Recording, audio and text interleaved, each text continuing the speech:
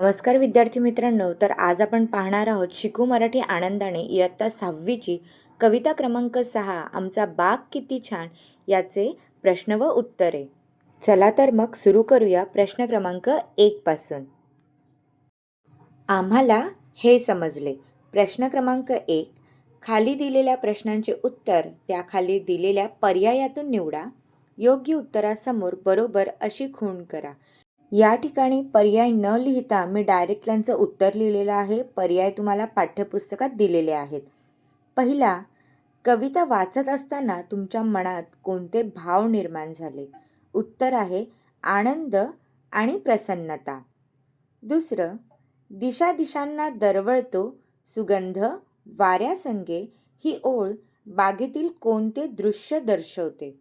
उत्तर आहे बागेतील सुगंधित फुलांचा सुगंध वाऱ्यासोबत दूरवर पसरतो. थर्ड वन, उंच नारळीलाही इथल्या गवताचा अभिमान या ओळीचा अर्थ काय आहे? उत्तर, नारळीचे झाड उंच असूनही त्याला छोट्याशा गवताचा अभिमान आहे. यानंतर वळूया प्रश्न क्रमांक 2. कोण ते लिहा. अ. फुलाभोवती भिरभिरणारे. उत्तर आहे भुंगे. आ. छायेचे वरदान देणारा. उत्तर आहे पिंपळ. ई. सुगंध पसरवणारा. उत्तर आहे वारा. ई. झऱ्यातील पाण्याशी खेळणारी. उत्तर आहे वेलींची कमान. प्रश्न 3. योग्य जोड्या लावा. अ गट व ब गट. अ. पिवळा. उत्तर आहे चाफा. आ. उंच. उत्तर आहे नारळी. ई. घमघमणारा. उत्तर आहे सुवास. ई. काटेरी. उत्तर आहे गुलाब. पुढील आहे विचार करा व सांगा.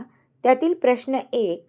काट्यामधली फुले हासुनी म्हणती काय आम्हाला, दुःखे आपुले मनात ठेवून वाटा सौख्य जगाला. या ओळींमधून आपल्याला कोणती शिकवण मिळते ते सांगा. याचं उत्तर खालीलप्रमाणे लिहिलेलं आहे. या ओळीतून आपल्याला आनंदी राहून इतरांनाही आनंद द्यावा, तसेच स्वतःचे दुःख मनात ठेवून दुसऱ्यांचे जीवन सुखी करण्याचा प्रयत्न करावा. तसेच फुलांसारखे हसतमुख, प्रेमळ आणि इतरांना मदत करणारे असावे, असा संदेशही या ओळीतून मिळतो. यापुढील प्रश्न आहे. बागेत फिरताना रुपेश व गुलाबाचे फूल यामध्ये संवादाची कल्पना करा व लिहा. यामध्ये तुम्हाला संवाद म्हणजे डायलॉग रायटिंग लिहायचं आहे. ते तुम्ही तुमच्या मनाने सुद्धा लिहू शकतात. पहिला आहे रुपेश. किती सुंदर रंग आहे तुझा. गुलाब. खरंच आवडला का तुला? रुपेश. हो, तुझा सुगंधही खूप छान आहे. गुलाब. धन्यवाद, मी सर्वांना आनंद देतो. रुपेश. पण तुला काटे का आहेत? गुलाब. काटे माझे संरक्षण करतात. रुपेश. तरीही तू नेहमी हसत फुललेला दिसतोस. गुलाब. हो, दुसऱ्यांना आनंद देणे हेच माझे काम आहे. रुपेश. आज तुझ्याकडून मला चांगली शिकवण मिळाली. गुलाब. नेहमी आनंदी राहा आणि इतरांनाही आनंद द्या. अशा प्रकारे तुम्ही सुद्धा डायलॉग रायटिंग तुमच्या मनाने सुद्धा करू शकतात. पुढे वळूया. प्रश्न 1. बाग या शब्दाशी संबंधित तुम्हाला सुचणारे शब्द रिकाम्या चौकटींमध्ये लिहून चौकटी पूर्ण करा. बाग या शब्दाशी निगडीत जे शब्द आहेत, जे तुम्हाला आठवत आहेत किंवा कवितेत आहेत, ते शब्द आपण इथं लिहिणार आहोत. तर सुरू करूया. सुंदरता, फुले, प्रसन्नता, भुंगे, सुगंधित, गवत व फळे. या व्यतिरिक्त अजून काही शब्द असतील ते सुद्धा आपण इथे लिहू शकतो. पुढचा प्रश्न, प्रश्न 2. खालील वाक्प्रचारांचा अर्थ सांगून वाक्यात उपयोग करा. अ.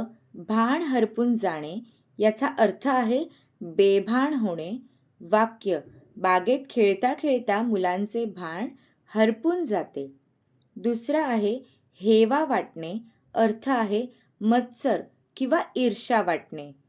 वाक्य अभ्यासात हुशार विद्यार्थ्यांचा सर्वांना हेवा वाटावा. आता वळूया आपण व्याकरण विभागाकडे. प्रश्न 1, समानार्थी शब्द लिहा. पहिलं बाग, समानार्थी शब्द बगीचा किंवा उद्यान. दुसरं सुगंध, समानार्थी शब्द सुवास. तिसरं फूल, समानार्थी शब्द पुष्प. चौथं आनंद, समानार्थी शब्द हर्ष. लक्षात ठेवा, समानार्थी शब्द आपण जेव्हा लिहितो तेव्हा एका शब्दातून दुसऱ्या शब्दाचा अर्थ लिहिताना मध्ये इक्वल किंवा बरोबरची खूण करावी. इथे बऱ्याच वेळा आपण चुका करतो, तर बरोबरची आपण इथे खूण करावी. प्रश्न 2, विरुद्धार्थी शब्द लिहा. 1, उंच विरुद्ध ठेंगणा. दुसरं हसणे विरुद्ध रडणे. तिसरं सुख विरुद्ध दुःख. चौथं छान विरुद्ध वाईट. इथे पण आपण लिहिताना बऱ्याच वेळा चुकतो.